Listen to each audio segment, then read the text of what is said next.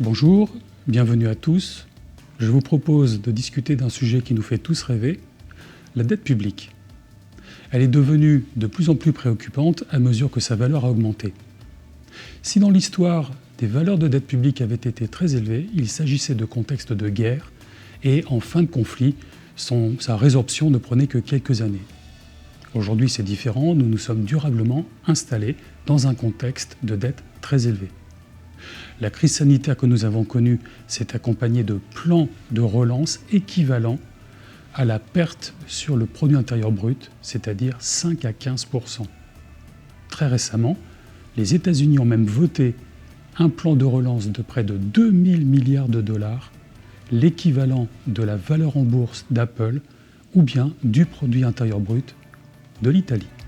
Peut-on envisager de ne pas rembourser la dette ? Alors, c'est une question qui revient assez régulièrement. Le premier problème, c'est que ne pas rembourser la dette est tout d'abord un mauvais signal envoyé aux investisseurs.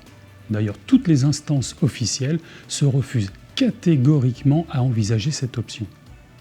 Le simple fait de l'étudier mettrait le doute, conduirait à des hésitations d'investisseurs alors que nous ne sommes pas en position de nous financer, ou bien à tout le moins une augmentation des taux d'intérêt dont la progression serait aussi catastrophique.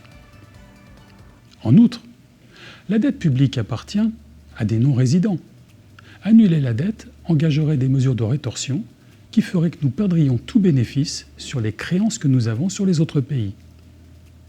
De la même manière, la dette publique appartient aussi aux banquiers privés et aux assureurs. C'est le cas pour la France environ pour 20%. Vous les mettez en faillite. Les assureurs ne sont plus capables de rembourser ou de payer les indemnités à leurs clients sinistrés et les détenteurs d'assurance vie ne seraient pas à leur tour remboursés. D'ailleurs, la discussion que l'on connaît depuis quelques mois sur le projet d'annulation de la dette ne porte que sur la part qui est détenue par la Banque centrale européenne, c'est-à-dire 20% maximum. Il reste donc 80%.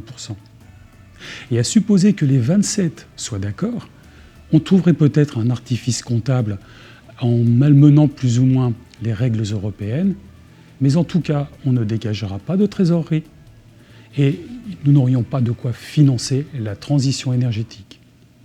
Enfin, il faut regarder dans le détail. Par exemple, EDF a mis en place un fonds de réserve pour financer le démantèlement des centrales nucléaires. Si on annule la dette, ces 30 milliards d'euros placés en titres d'État disparaissent. EDF n'a plus ce trésor de guerre pour procéder au démantèlement des centrales. Comment vivre avec la dette publique ? Compte tenu des niveaux de taux d'intérêt actuels, qui sont proches de zéro, on peut dire que la dette publique, c'est un problème virtuel. En revanche, il faudrait pouvoir capturer pour le plus longtemps possible ce contexte d'argent gratuit. Prenons le cas d'un emprunt étudiant. Vous contractez un emprunt auprès d'une banque, vous expliquez que pendant la durée de vos études, vous n'êtes pas en mesure de rembourser. Le banquier comprend très bien. Il vous propose juste de payer les intérêts. Et là, vous objectez que vous ne lui empruntez pas pour lui payer des intérêts. Ok, vous ne paierez pas d'intérêts, il les ajoute à votre ardoise. On peut faire la même chose avec les titres d'État. C'est-à-dire allonger démesurément la durée de remboursement, 30, 40 ou 50 ans, et émettre ce qu'on appelle des zéro coupons.